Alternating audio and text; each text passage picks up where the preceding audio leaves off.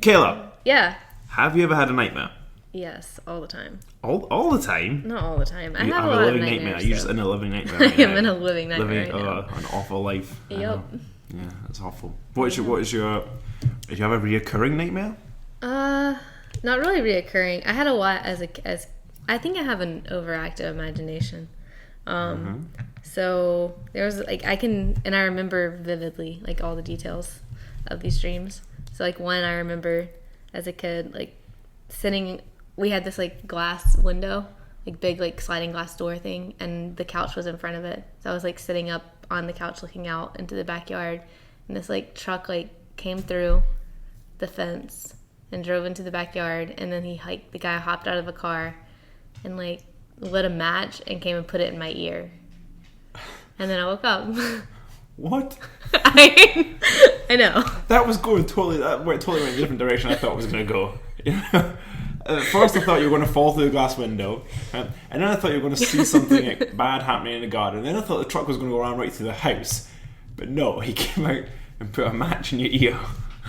Yes. It's so strange. I know. Did you have that one recurrent, or was that just one you remember vividly? I remember it vividly. I was probably like 10 when it happened, and I still remember it. And that's how a lot of my dreams are. They impact me. Wow. Significantly. And a lot of times I wake up and like something will happen in the nightmare, and I'll wake up angry at the people who were in it. I think that's quite a common theme for some people anyway. I don't remember dreams that often. I hardly ever, almost. Okay. There's only one that I ever remember for some reason vividly, where I was chased by iPod Nanos. Or like iPod Minis. It wasn't Nanos like out then. It was like iPod Minis. And they were chasing me. I was running around like the hills of like Edinburgh. And they were chasing me, and they had like the earplugs coming out, and they were wiggling about. And I don't know what, I think they were shouting something, but I can't remember. Oh my it was like God. 15 years ago. But were they small, or were they like big sized? Like were they like the size of you? They weren't the size of me, but they weren't small. They maybe think of like a dog size, and they were all different colours. You know, how had the pink and green and blue ones at one point. That's like they were awesome. Pretty chunky. You could throw and kill someone now. Yeah, that's the only kind of. I don't know if it was a nightmare. It was just a stressful dream. Yeah, I have some more, but I'll tell you about them later. Yeah, but today let's talk about a little bit of dreams, because they're quite interesting, and I have my views on some of the way people interpret them or talk about what they are. I think it may be a little bit more logical than it should be, but not logical. Scientific better. Yeah. But yeah, let's talk about dreams. All right, let's get ready to mumble. All right, so why we dream is often discussed and sort of not really 100% agreed on by a lot of people. Even the scientists, it's not 100% agreed on.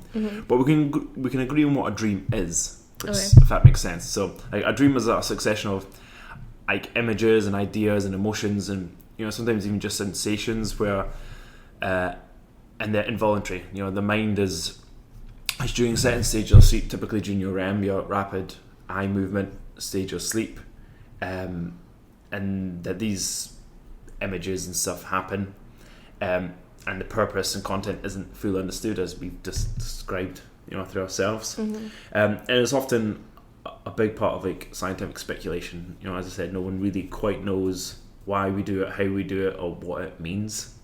And as you can imagine, religious and philosophical people have really sort of taken this into their reasons, and you often hear about, God came to me in a dream, or this means you want this, or this is hidden desires and stuff. But no one's, as I said, 100% sure, but it's quite nice and interesting to learn about it. And that scientific studies of dreams is called, I can't pronounce this, oneology. I think it's oneology. I should probably learn that pronunciation for this, but anyway. But yeah, they happen during REM, rapid eye movement, when it's brain activities that's high, and it resembles almost being awake without having actually any control of it. Okay. It may occur other times of sleep, but they seem to claim it's during REM mostly.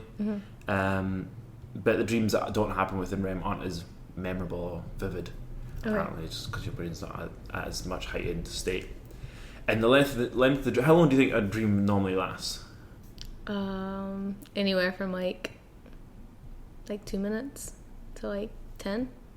That's almost well. You know what, they're given a massive approximation. It's ridiculous to say a lengthy dream may last a few seconds or 20 to 30 minutes. I'm like, what? So you really have no idea how long a dream lasts. I often feel like I dream, or I remember my dreams the most, like when your alarm goes off and you're like, nope, snooze. And it's like 7 minutes later, but if in that 7 minutes you somehow have a massive dream and you wake up and like, how the hell did I dream all that in 7 minutes or 9 minutes? Yeah, it feels so much longer. Yeah.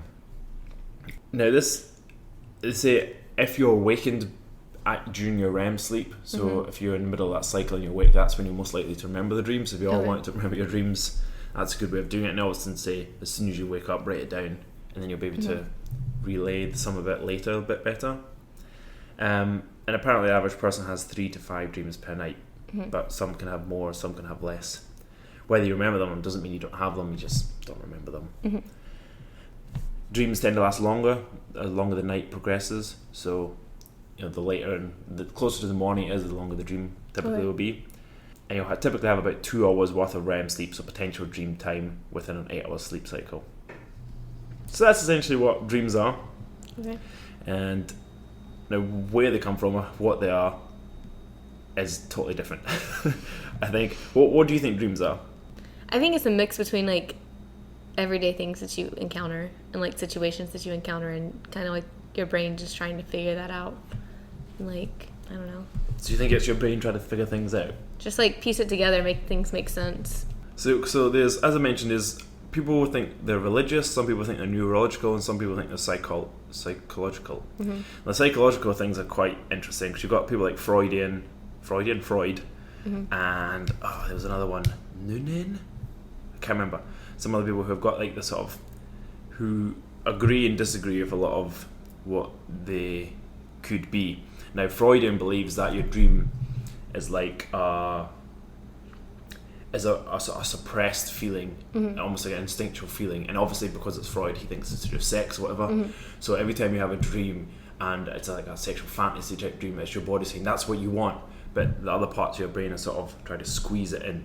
So it's like, imagine you've got like a bulb, and this is a dream, right? And then you've got a cover over it, but there's little slits in the cover, so you get a wee flash of light. So these flash of lights are the dream that you're seeing, so you don't see the whole dream or the whole feeling, and that's why it's hard to remember and piece it together. So you're seeing segments of the dream, but what Freud thinks is your dream is this, but because your mind is so strong, it's suppressing it, and you only see these wee glimpses, and then when you awake you can only remember certain bits. That's why it doesn't all make sense. So that's what he thinks it is, and obviously he thinks it's, as I said, repressed, instinctual feelings. But this other guy, Noonan or whatever it is, I can't remember, he says that's the entire, everything you see is like the entire dream. It's not like a part of you. But I think the whole thing about the expression thing seems quite interesting. But that's again suggesting that it's a thing. It's anything more than just the neurological side of it. Okay. Well, the other thing about psychological is quite interesting. Some people think, so because when you think, if I ask you what you're thinking, what you tell me, oh, I'm thinking about dreams right now, okay? But we can't think, when you're in a dream state, you're not conscious, so you're not thinking about the dream. So there's some people out there who think there's something inside you thinking for you, or thinking on your behalf. So it's like, because I can't think about my dreams, there's something else thinking about it, and it's almost like I'm reading it. Yeah. You know, it's like you're not putting what's on TV, but you're absorbing it. You're not creating that. You're not thinking about it. You're not delivering it, but you're absorbing it. And there's some sort of weird psychological thing about it being something inside you thinking for you, which is kind of weird. That's weird. Yeah, it's almost quite schizophrenic type thing. I want to mention some more other theories, which are quite cool.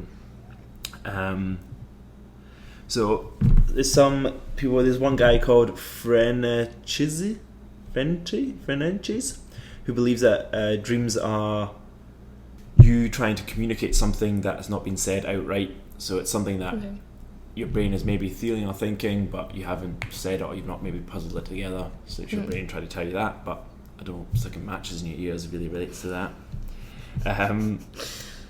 Apparently there's a guy called Hartman who suggests that dreams are like your body producing its own psychotherapy, and it's making connections to a safe place, so to allow the dreamer to be dislocated from the real life and just sort of make themselves into a nice happy place, which again doesn't really make sense when it comes to nightmares, but No. I suppose every positive must have a negative, I guess.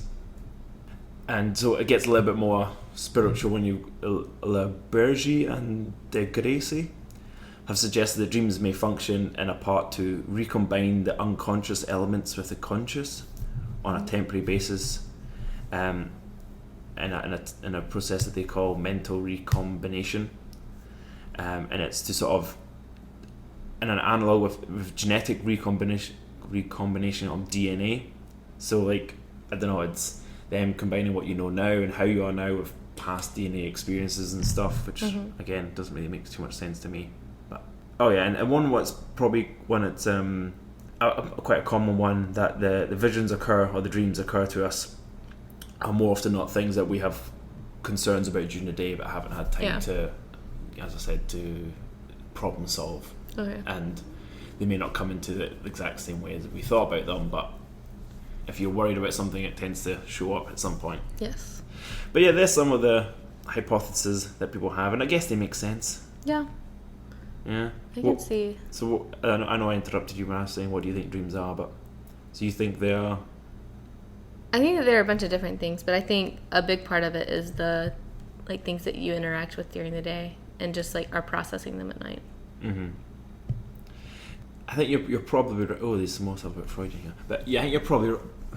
See, I don't know. I haven't read enough to know exactly, but in my eyes, if someone asked me what are dreams, I'm like, nothing. Because if you think, what does your brain do? Your brain, when you're young, your brain makes up connections. It's basically a whole different pathways of things, and to recall those pathways, what it does, your brain sends a wee pulse of electrons, electric pulse, and then it follows a route, and that's where it gets to the memories. And on that route, it picks up different elements.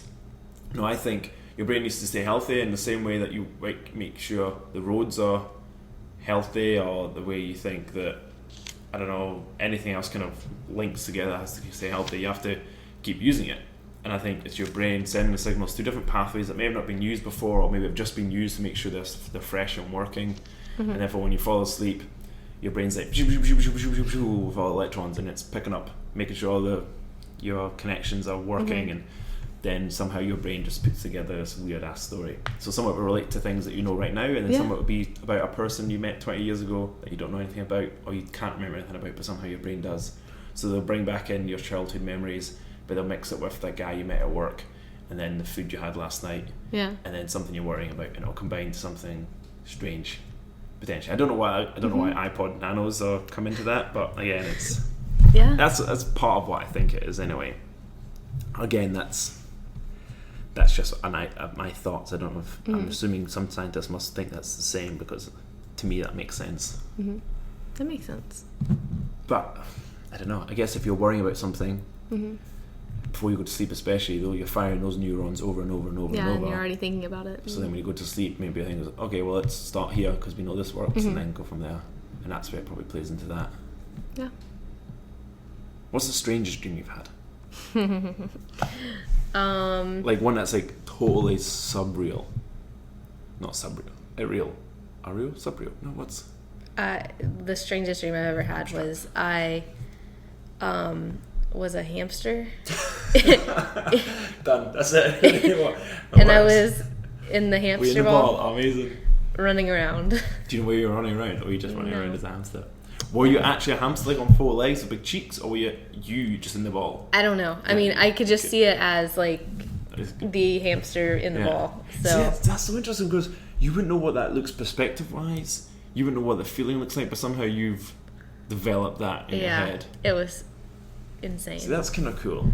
But so I had eaten Chinese food that night before, and I found that every time I ate Chinese food after, like before and after that, I would have weird dreams. Never to that extent again, but like Chinese food, especially from this one place that we went to, every time I would have weird dreams like that. Is it called? Okay. They used to say that about cheese. You ever hear about that? Well, you have cheese before nighttime or have dreams? No? Remember, Mum used to tell me that. I mean, I used to always have cheese on toast before bed because I wanted to dream, and I never could. I never remembered them. But that could be because that food maybe made your brain react in certain ways. Maybe. And I became a hamster. What about yours? What's your craziest? That was a bit it, you know? Yeah. I know these times that I'm like, I've got to remember this dream. I've got to tell whoever about this dream. And there's times when I've killed people, I've been chased. These I think I have more often I remember the sort of the bad ones. And there's been ones, there's been a couple of times I've woken up and like, I've got to remember this because it'll make a fucking amazing story. Like, there's been ones about vampires and demons and like horror movies. And I wish I'd written some of them down because I'm 100% sure they would made amazing movies. I'm so sure of it. Yeah, there's ones where there's like me and a couple of friends, can't remember who, and you're fighting people with like shotguns. It's probably we spend way too much time watching that type of movies and television shows. But I quite enjoy those type of machines. Although you panic and you hate it and you're worrying, when you wake up, you're like, that was really cool. I kicked ass. Yeah. And I have so often the ones when I've missed something. You know, it's like I miss a day of work or I just don't get up in time and then my whole life falls apart automatically and you're like, what? No, I just missed a day of work. Yeah. But somehow everything like falls apart. I had those dreams quite a lot. Okay. But I don't remember particular ones, you know. But I think it's amazing that you can do that sort of stuff. But they're not always good dreams. No. Like people can have real issues with dreams. Well, I don't know, like, unless your dreams are the sleeping side of things. Like, there's a number of sleeping disorders. Yeah. There's a lot that affects both the dream side and just, like, the sleeping side. So the first one's sleep paralysis. So this is, like, it mostly happens, like, when you're waking up or falling asleep, like, right on the cusp of, like, coming in and out of sleep. And you're aware but unable to move. So it's, like, you're stuck and you know it too. Yeah. So you can hear and feel and see things that aren't there, they might not be there. So like you're kind of like hallucinating. And it can last like a couple of minutes and can be a single episode of reoccurring. So it sounds terrifying. Like you come out of this, or you're falling asleep or coming out of sleep and you just can't move. But you're sort of still dreaming a little bit at the same time. Is that what you're saying? Yeah, it's kind of like in and out. So like you could hear and feel and see things that aren't there. So it could be really scary. That'd be pretty cool. And terrifying. I've woke up once after a night. As a kid, and I had a nightmare, and I tried to scream, and I couldn't scream. So I don't know that was like sleep paralysis, but like I tried to yell and I could not, and it freaked me out. So then Have you yelled waking up from nightmares before? Yeah. Oh wow, that's cool. And so I tried to. So then I think I got up and like went and found my parents, but that one was scary. But that was like the most I've come to not being able to do something after sleep. Yeah. That's pretty cool. Yeah. So, I know there was a movie out a couple of years ago, but it's slightly different because he was put under anaesthetic, but he was still aware of everything. I can't remember what the movie was called, and like ended up being that his girlfriend who was helping him was actually just trying to get him to be killed so she could get his money and all this sort of stuff. And he was aware during it all, so he could feel all the pain, but it's not quite the same. I kind of remember that. I don't remember the name of it. No, neither do I, but it was a cool movie. So the next one is REM sleep disorder, or RBD. And it is, so when you go into a REM sleep, you experience this like paralysis. So that when you have these vivid dreams, you're not like actually running or chasing or killing somebody. But when you have REM sleep disorder, you don't have the paralysis. So you go into these dream states where you're very, very like active and like these vivid, intense dreams, but your body can also move. So like there are some people who get up and act out like they actually do the dream, or like try to jump out like they accidentally jump out a window, or like they go driving or something. And it's kind of like, it kind of is related to, so sleepwalking is a form of this. But like a lot of times like they'll like fight people or like hit people or whatever because it's in the dream. So when this was called REM something disorder? REM sleep disorder. REM sleep disorder. So it's just when you go into REM sleep but don't have the paralysis that's normally present. Okay. And then sleepwalking is an extreme form of the REM sleep disorder. More extreme. More extreme than jumping out a window. Well, so this kind of leads into that. So this is where it can get really dangerous. They like walk around or sit up, and like the less dangerous side would just be like sitting up in bed and like. Mm-hmm. I mean, I've had conversations with people who are still asleep. It's pretty funny. But then they can like walk around the house or cook or drive or anything, and it can last 30 seconds to 30 minutes, like the whole dream cycle. It's more common in children, which is kind of scary. And there's no evidence for this one that if you wake them up during sleepwalking that it's harmful, because sometimes there's like arguments back and forth, but this one it just said that they would be disoriented because they're in like the deepest stages of sleep, but it's not like you're not gonna like hurt them by waking them up. They might fight you, but is there any that's bad when you wake them up?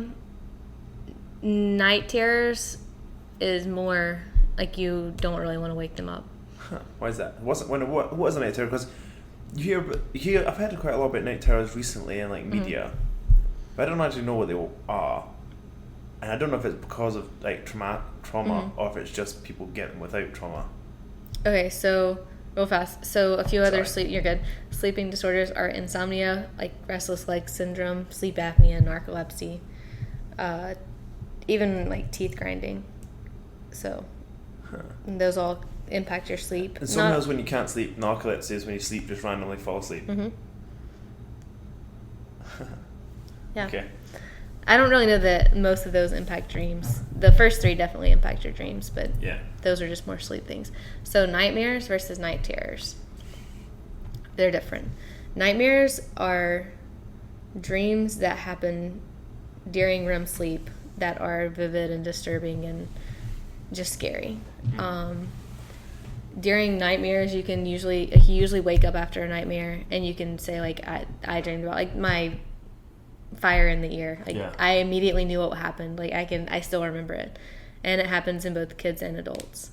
Night terrors are extreme nightmares that take place in non-REM sleep or non-REM sleep. Okay. So because you're not in REM sleep, you're not paralyzed, which means you like hit and kick and like freak out the entire time, which is why they say not to wake them up, because there's they could end up hurting them, they could hurt you, so it's better to just like make sure. Usually it happens more in kids, so it's easier, but like make sure like the room is set up safe, like everything's kind of picked up out of the way, and then you just like kind of put yourself between the kid and then like a window or something and just let them dream it out.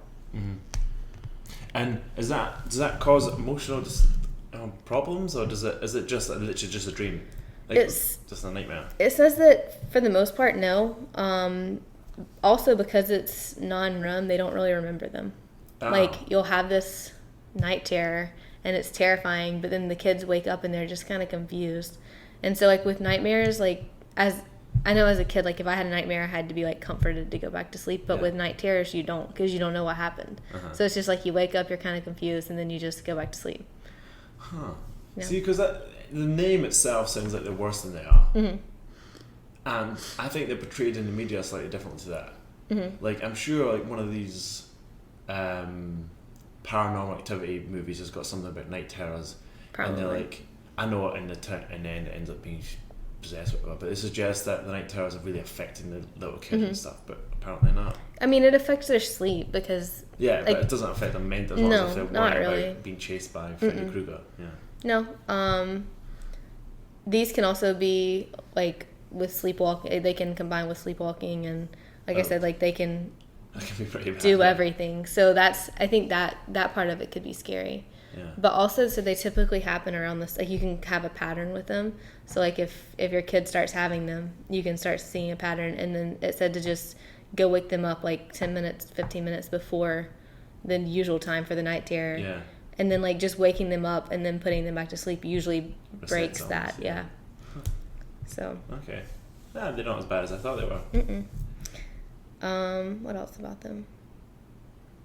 They usually occur during the first few hours of sleep, so before REM sleep even starts.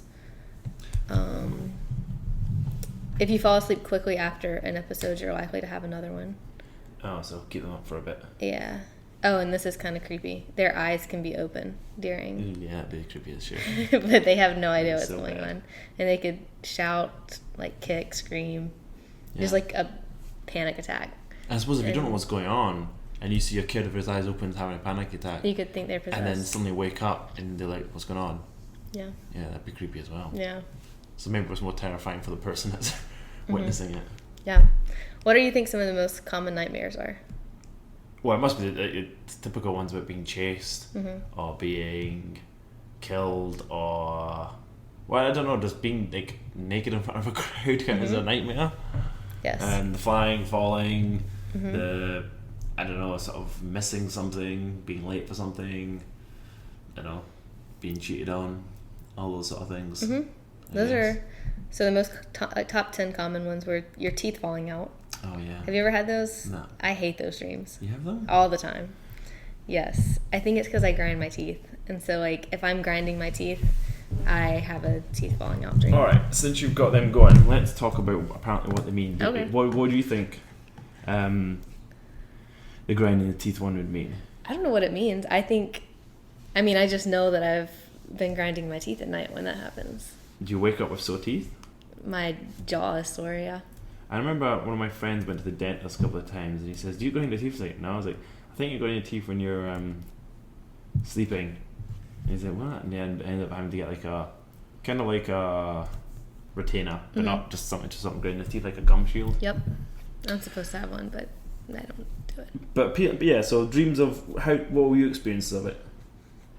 I don't really remember the dreams that often. Uh-huh. I just know I grinded my teeth.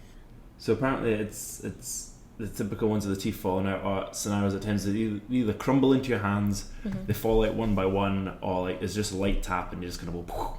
Sometimes they're kind of crooked and rot away, but other ones, and it's apparently horrifying, shocking, and leaves you with a lasting image like you kind of got her now. Apparently some people believe it relates to vanity. Okay. And that it reflects your anxieties and appearance and how people perceive you. And people, obviously, I know I believe this, that teeth can often convey an image of attractiveness and how, someone's smile and teeth are sort of oral hygiene is quite important. And that it can play a role in being flirtatious and all that sort of stuff. So, having to worry about losing them is a fear of rejection and feeling unattractive or desirable or even just from getting older, people get worried about these things. And apparently women suffer them more than men, and during times of menopause they get it quite a lot apparently. That's one idea. Yeah. Which I guess makes sense. It's everyone goes through those worries at some point or another. So for a lot of people to have that same dream, it would convey that. It makes sense. There's a couple of others. One's about being communication. Without teeth, it's harder to talk to people. So you're worried about being able to speak up your mind and speak about something, or help prevent something from happening. That makes sense. Embarrassment. If you're kind of afraid or worried about making a fool of yourself, if you've got like a play coming up or something, and having your teeth fall out can obviously be an embarrassing thing to see, I guess. Powerlessness, because your teeth are used to bite and chew. And if you lose the teeth, they kind of lose that symbolism. I don't know if that really works in humans as much as it would animals. And that can relate to maybe having a lack of power if you feel frustrated that you haven't been heard at work or with a group of friends or even at home, and that you're experiencing like self-doubt and sort of inferiority with other people. Health, if you have health issues, some people say worries about it. Fear of death, because rotting teeth suggest getting old and dying or getting there. There's a couple that say things like money issues, but something to do with the tooth fairy, but that seems a bit far-fetched to me. And apparently some people, it's Chinese, apparently suggest that it means telling lies. If you're having dreams about your teeth falling out, it means you might be thinking about you're a liar or you're telling lies. But that's so many, it could be any of these. it just shows you that it really is a bit ambiguous. Mm-hmm. People with teeth dreams typically when they're in new relationships, switching jobs, or are in a transitional period in life. Okay. Do you remember if your teeth falling out? Everybody's constantly transitioning. You've had a lot of transitions of your life. Last couple of years. I don't know why I have. You've not been in a new relationship in a while, but the rest of it, you've been doing. Yeah. I just think mine is just I grind my teeth, and so they fall out. I don't know. You can interpret. It depends how you look at it. Because if I go by what I think about dreams, none of this makes sense. Yeah. But if other people, it depends on what your view on dreams are. But I guess if you are feeling emotional, or if there's something that's burning on your mind, as I said, the receptors are active. They're more likely to be active at night time as well, I guess. So yeah. And I guess I could grind my teeth in response to, like, whatever. Yeah, if you're worried about, exactly. If you're thinking about teeth or thinking about one of these things. It'll just be a big circle. Yeah. That makes sense. What's the next dream you said? Being chased. I'll try and go through them a bit quicker. Being chased. Mm-hmm. No, we definitely have been chased. As I said, I've had my iPod being chased dream. That was fun. And this is another super common one, as you said, the second most common one. Mm-hmm. It's apparently it's an indication. Well, okay, so we've got, it signifies avoidance, closed-mindedness, running away from yourself, fear, and sometimes it feels like you're one. Oh, and it differs depending if you're the one doing the chasing or not. If you kind of try to avoid something in your life, if you're kind of putting something back or delaying something, that makes sense. Being chased by it, I guess, yeah. Closed-mindedness. If you're refusing to acknowledge a certain viewpoint, or you don't listen to someone's opinion, especially if it's different from yours. Mm-hmm. That seems a bit weird that you would think that, or your brain would allow you to think that if you were, unless you knew you were wrong. Running away from yourself. So being chased means you're running away from yourself. So that means there's parts of your body that you, or something in your life that you want to do, but you're stopping yourself from doing it. Mm-hmm. Maybe things like anger, jealousy, and fear can manifest in a threatening figure in your dream, and you kind of run away from it. So if you're scared of something or jealous about something instead of confronting it, I guess that makes sense. Fear, standard one. It happens to a lot of people who have recently gone through trauma, such as assault or anything like that. But if you're the one being chased, it might suggest that you have drive and ambition and you want to go towards something.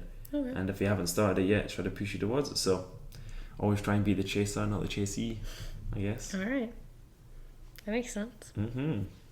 So that's what I wanted. I was running towards something. I wasn't running away from my pods. No. I was chasing them down. I wanted one. Yes. Next. Unable to find a toilet. Okay, I don't have that one. That's one. Is that one? Apparently that's one. I don't think I've ever had that one. Unable to find a toilet? I've never had that dream. I've never that had I that remember. Dream. I've had that in real life a number of times. I had it once when I was so I think the most recent, twice I have been unable to find a toilet and had to relieve myself in other certain manners. Once was when I was riding a bike and I was out with a group of friends, and it was this was the worst one because I was like meters away from the toilet, and I was like, it was just like breaks down, and I had to clean up afterwards, and it was just a mess. And I was about 13 or 14 at the time. It was awful. It was really bad. Well, it wasn't really bad. It was poop. But yeah. And then the other time, don't know why this has got nothing to do with dreams. I'm just telling you about poop stories I've had. The other one was I was a bit older. I must have been about 19 or 20 because I was at the gym and I had a car at the time, so I must have been over 18 because you have to be 17 in UK to drive. And I was at the gym and I really needed to poop and there was no toilet. And the gym I went to was like an old rugby gym, and there was nothing about it. And I could have gone and pooped in the bushes, like outside the gym, but it was really bright daytime and dog walkers walking about, so I was like, I didn't have anything to do, so I just kind of locked the gym doors and pooped and then took it away with me afterwards. That was bad. I had to get rid of some clothing as well. Yeah. So I'm very well aware of the feeling of not having a toilet. Maybe that's why you don't have to dream about it. Yeah, exactly. My brain's well aware I've got those memories. They don't have to create that sort of memory, but that's an awful feeling. I have nothing I can do. Yeah. I've never had that dream though. What do you think it before? Let's go by this dream moods. The urgency to get something done. Yeah. I guess. The worry that you're holding on to something and you need to tell someone about it. Just let it go. Yeah. Just let it go. Have you ever had dreams when you've been to the toilet in your dream, and if you went in your dream, you would actually go in real life? Like I've never done this, but have had so many dreams where I really need to go pee. So I have had this. What am I talking about? And I don't pee, thankfully, but I wake up like I really need to pee. And in my head I think, my God, if I'd peed in my dream, I would have peed in my bed. But thankfully I get up and go to the toilet. Okay. I had those dreams. I've had it in like that sense, but it was never like I couldn't find a toilet. Oh, I guess. But I don't know if I don't know if I woke up before I was able to find a toilet, so I didn't have to get to that stage. I don't know. Yeah. But yeah, I would say urgency or the desire to tell someone something or like get something off your chest. Yeah. Next one is being naked in public. Naked in public. Have you ever been naked in public? Have you ever been to a nudist beach? I have not. No, neither have I. I've been down to like a really small thong in public. So in university we had initiation for the rugby team. Now they used to do naked, but then they had to stop that because you can't be naked in public. Even though we had our own campus, you could kind of get away with it. But, so we had these like, it must have been like teenage girls, white pants, and they were like G-strings. So you had enough to cover, to scoop, almost enough to scoop as much as you can in, and then so that was about as close as I came to being naked in public for a long period of time. And because I wasn't drinking, because I don't drink, I had everyone has tins of beers or vodkas and stuff. I had a kind of Coke in my hand. I was like, this is the most embarrassing. This is stupid. And I was fine, but it was very ridiculous. Hilarious. Have I ever been skinny dipping? I must have at some point when I was younger. I can't remember though. Probably not if I don't remember it. I haven't. So this dream tends to happen when people are going through the usual routine. So it's something typical. It's not like a random event. It doesn't happen once. It just typically is being something they're doing continually, apparently. And it happens when you're on the bus or just at work or something, and it will suddenly happen. It'll either suddenly happen and you're nude, or you'll go through your daily routine and you'll suddenly notice you've not got pants on. Okay. Something like that. And there's a couple of things that is. Well, what do you think it would suggest? Like not being prepared, maybe. Yeah, that's one of the ones we've got here. Unprepared. Anything else? I don't know. So we've got unprepared as one, which symbolises being caught off guard or sort of not ready for an important task. You know, finding yourself naked at work or school suggests you're unprepared for the projects at work or school. Yes, vulnerability. Okay. You know, if you don't got clothing, I guess you feel like you're. Well, you always feel like you don't feel like how you walk around the house differs depending on how many clothes you have on. Right, if I was to walk with my shoes on and fully dressed, I walk around the house in a certain mannerism. As soon as I take my shoes off, I walk around the house slightly more soft and more delicate.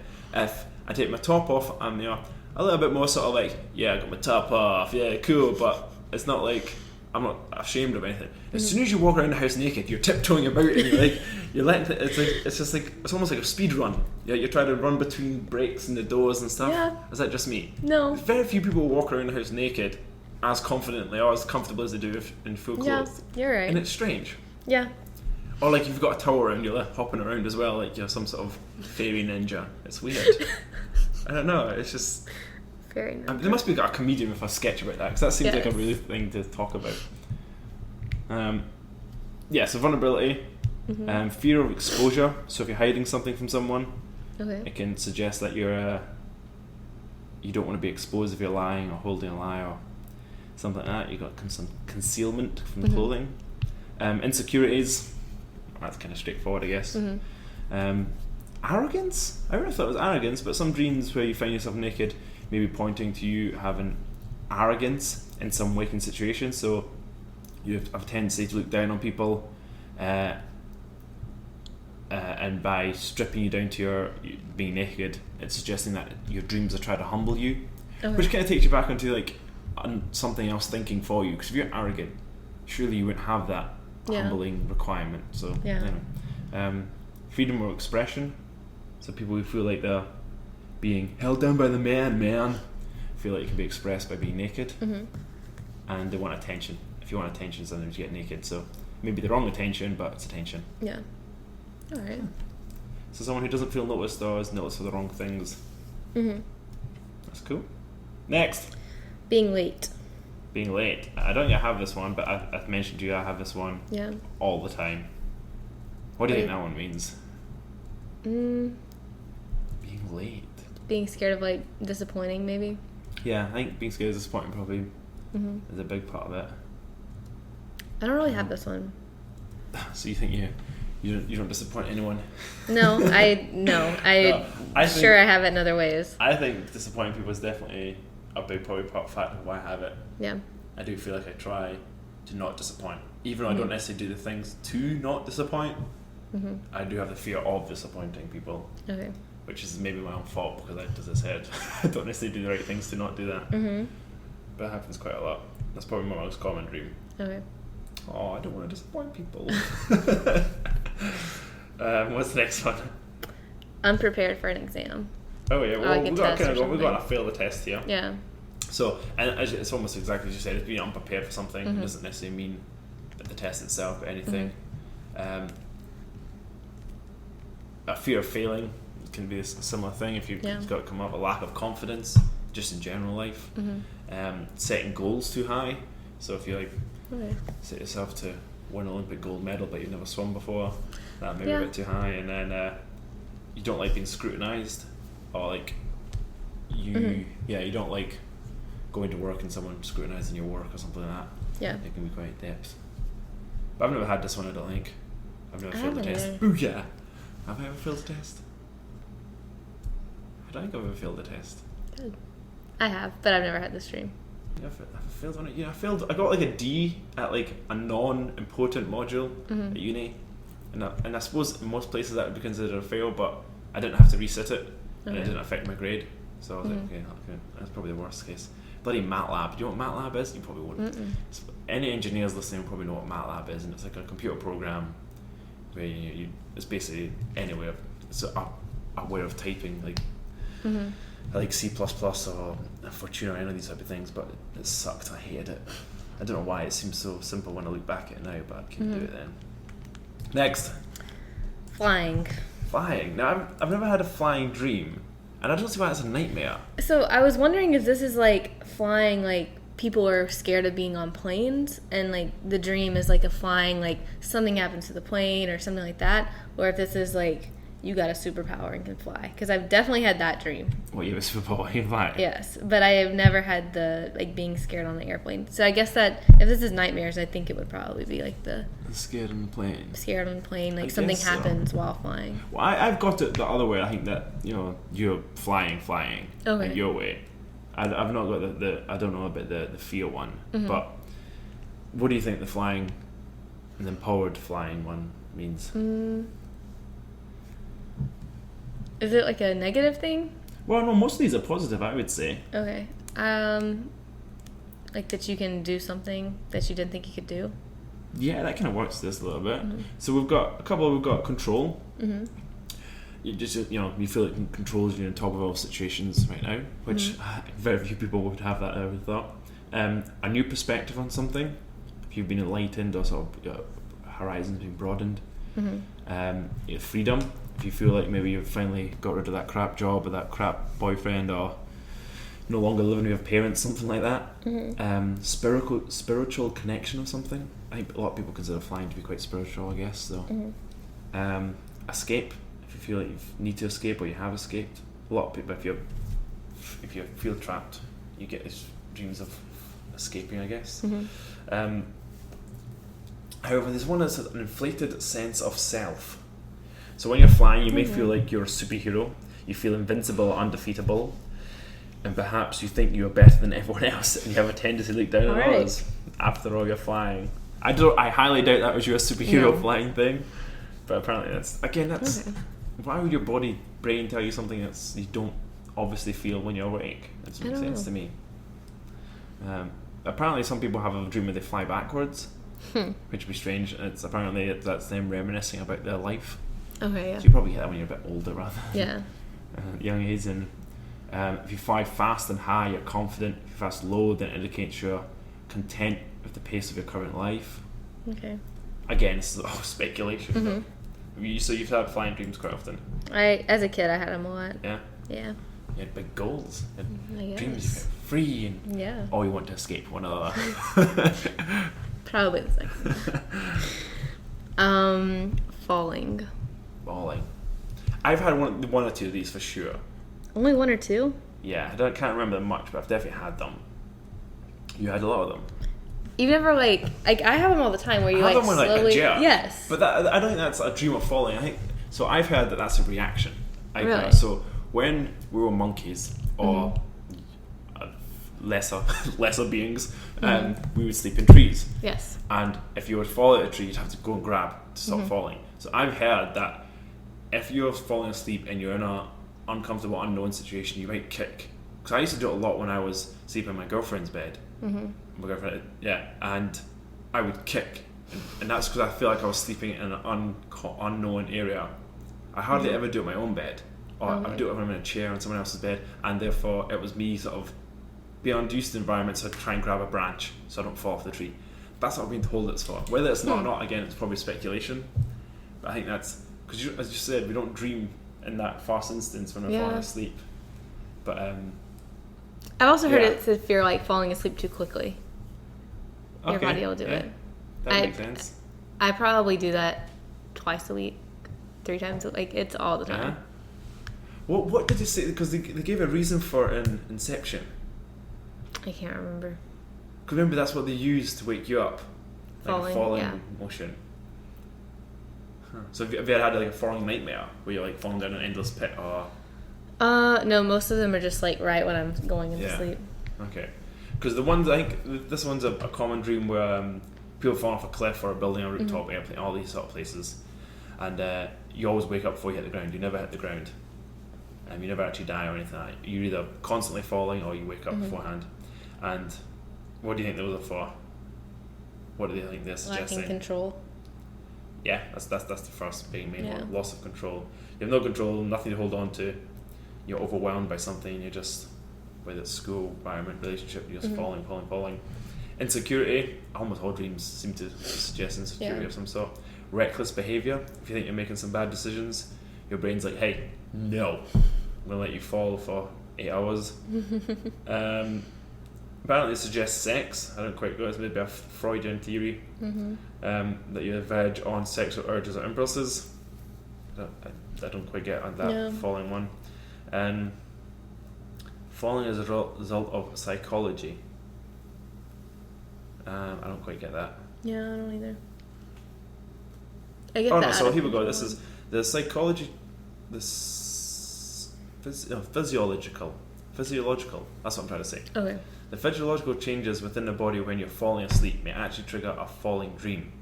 When your dream is falling, you may feel your whole body jerk or twitch. This sudden jolt is known as a myoclonic jerk, and is sometimes strong enough to wake you up. So that's what you were talking about, I think. And it's suggesting that it's a quick, falling dream. Okay. Yeah. That makes sense. Okay, next. An out of control vehicle. Don't have that one. Okay. And then, again, that's probably just out of control, insecure, blah blah blah. And then finding an unused room. I've not even heard of that one before. I haven't heard of that one either. And it was like, so I looked a little bit into that one, and it was more just like going into a new aspect of life. So like, you find this room, and you don't really know what it's used for. And it's like if there's changes going on or something in your life. Okay. Never had anyone had that one, but a couple of the common ones I had was, I don't know how common these are, but it's the way I researched them. I'm bitten by a snake. I've never heard of that one. Maybe that's certain cultures because we don't have snakes where I live, so it would be a thing. Dying in your dreams. Again, I don't know many people that have died in their dreams. And then the last one is my boyfriend cheated on me. And then I'm interested that they put boyfriend. That's what really interests me. It's not my partner cheated on me. Now, I know a couple of people have had this dream.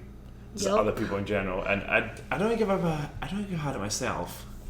Your boyfriend never cheated on you in your dream? My boyfriend, I don't want to talk about it. He was very unfaithful, but I never dreamt about it. I just had to find out about it. It's apparently it points to neglect, abandonment, low self-esteem, lack of trust, and actual cheating. Well, if it's actual cheating, that's a bit silly.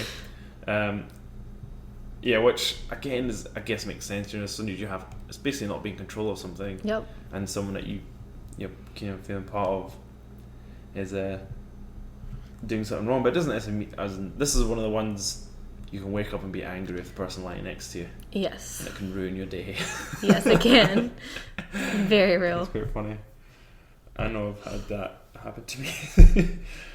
However, have you ever been the cheater in your dream? No. It's complete opposite. It just makes you feel like you've got self-guilt or you've been betrayed. Okay. Or you're betraying someone. Okay. Which, yeah. But that's on the other sort of top ones. Cool. There's one more type of dream I want to mention. Lucid dreams. Okay. Have you ever had a lucid dream? I'm not sure. I don't really know what they are. Okay, so lucid dreams are pretty much dreams that you have that you're becoming control of. Okay. Which is amazing. A lucid dream is a dream which the dreamer is aware that they're dreaming, and they're able to exert a certain degree of control over the dream. And the characters, the narrative, the environment, which would be freaking amazing. Yeah. They'd just be like a wonderland. You could do whatever you wanted. Yeah. Have you ever had a lucid dream? No. I wish I had. I haven't either. No, it's describe it. But it's so they say there's a couple of things that you need to have to fulfill this. Okay. You have to aware. The first one's awareness so that you're in a dream state. So you have to be aware that you can't just be dreaming and happen to have some control. They have to have a capacity to make decisions, and the awareness to have memory functions. So you can't just control it and be aware it's a dream. You have to be able to access your own memories to implement into the dream, if that makes sense. You have to have awareness of self, you have to have awareness of dream environment, the meaning of the dream. You have to be able to control, to have concentration and focus, to produce a certain level of clarity. And that's about it really. You have to have those things to kind of create a lucid dream. And some people try and do these to help with nightmares. If you're having constant nightmares and you can't sleep, people try and induce lucid dreams so you can control the nightmare. Yeah. And I know some people use it for creativity. Like I know there's certain drugs that can help you become a bit more lucid, and they can help you create things that you wouldn't normally think about or be able to sort of envision without having the sort of basically an unparalleled version of the world, which I don't know why there isn't more research into this. Yeah. Like, okay, we play video games because we want to escape the world. We watch reality TV because we want to see someone else's life. You know, we draw and we create and we read to picture different universes. But why have any of that? If you can, well, basically it's like in Inception. If you can induce lucid dreaming, people would have a field day. Yeah. You could do whatever you wanted. You could, all your fantasies could get prepared, and you wouldn't have to affect normal day life. You know, if you wanted to feel what it was like. Maybe not, because then that would produce other things. If you wanted to feel like killing someone, then you might like it. You might actually want to do it. Yeah, so that's maybe it's not so good. But yeah, it'd be amazing as a lucid dream. Yeah. I really should look into it more. I know there's ways you might be able to train yourself to be able to do it, which I might look into at some point in my life because that'd be so cool. That would be that's a pretty cool thing. Yeah, I don't even know anyone that's had a lucid dream either. No, but to be able to do that would be amazing. Yeah. I have a few dream facts. Okay, hit us up. So the colder the room you sleep in, the higher chances that you'll have a nightmare. Huh. Yeah. I sleep in quite a cold room, so maybe that explains why a nightmare. Why you're getting chased by iPods. People who dream more often and more vividly, on average, have a higher IQ. And that's you. I don't know. 3 things that pregnant women dream most of during the first trimester are frogs, worms, and potted plants. Huh. Well, I guess that makes sense. Yeah. Frogs kind of, you can see the development of a frog between a tadpole and, you know, potted plants are things that are growing. Don't quite get the worms. Yeah, I don't either. Most people can't read or tell time in dreams, so if you don't know if you're dreaming, try to read or look at a clock. Huh. And they don't know if you're asleep or not. Dreaming allows our creativity to recharge. So if you're not hitting the REM sleep and you're not dreaming, your creativity goes down some. Yeah. Everyone dreams, but up to 60% of people don't remember their dreams. 60%, yeah. Okay. We only see faces we already know when we dream. So we can't create anything new. That's interesting. I wonder if you could have a lucid dream. Probably not. Probably not. because you have to be able to access memories. Dreams tend to be negative. The most reported emotions are anger, sadness, fear, and anxiety. About 12% of people only dream in black and white. I think I dream in color. Pretty sure I do. I'm going to say yes because I had to colored Ipods. Yeah. An average human spends 6 years dreaming. Okay. Wow. Yeah. Seems like a long time. And that's about it. We've already covered most of the other ones. Yeah. Is daydreaming the same thing? No, because you're awake when you do it. And you're controlling it, yes. Yeah. Okay. Yeah. Because you're not actually asleep. There are sometimes when I'm sort of like just sitting there and it's just a dream is developing when I'm still awake. Like I'm not actually thinking about things. It doesn't feel like you're thinking about things. It's just kind of a organic sort of movement, but I don't daydream too much. I don't have time to daydream in this environment we live in. Yep. Alright. I'm going to keep a record of any dreams that I have and try and report back on the next couple of podcasts if I can remember any. I'll put a notepad in my bed. Do that. Wake up during REM sleep. I don't remember any. We'll see. But we'll see. Yeah. We'll see who Send us your craziest dreams. Yeah, I really want to hear about some crazy dreams actually. And Really give us your interpretation. We'll provide you with our interpretation. Yes. And we'll just call you out straight up. Yep. You're cheating on your boyfriend. That's what it was. Alright, I think that was... Yeah. So we've got about dreams at the moment. Cool. Well, that's been Mumblecast as always, at the Mumblecast, Instagram, Twitter, all that good stuff. Yep. And we'll be back next week with something else. Yep. See you. Alright. Bye. Bye.